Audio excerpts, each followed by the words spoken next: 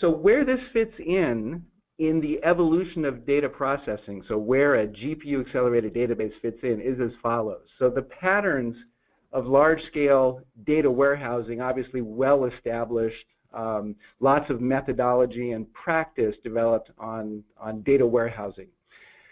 In the early 2000s, as data set sizes and the internet happened and petabyte scale requirements came in, then scale out storage and Hadoop happened, right? So an unbeatable price performance to allow you to leverage commodity hardware for scale out storage and then batch processing. So obviously, Hadoop found a great way to extend the capabilities of data warehousing to larger scale data sets.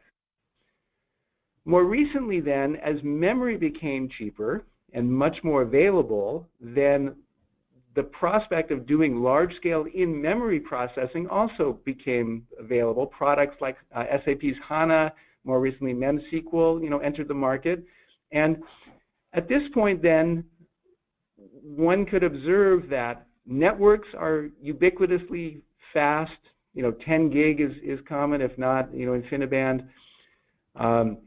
Storage is fast and available and deep, so flash storage and 4 terabyte drives, things like that, plenty of storage.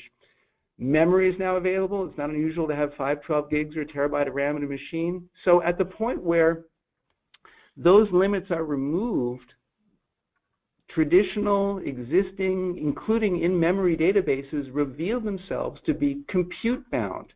This, in one sense, is like the fourth wall. Once the other constraints are removed, what is it that forces traditional systems, even in-memory systems, to have very, very wide horizontal scale and bloat? It's because they're adding machines to bring sufficient compute into the mix to meet SLAs on lots of data. So this is where the next step is.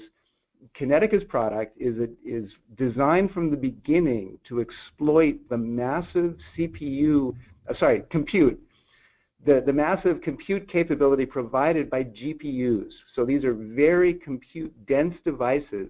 And so the Kinetica database was designed to use simple flat data structures to feed the GPUs as efficiently as possible. It's not a bolt-on, right, to try to add some GPU processing. It's a database designed from the ground up to parallelize as much as possible to really use all of that intense compute capability by the GPU.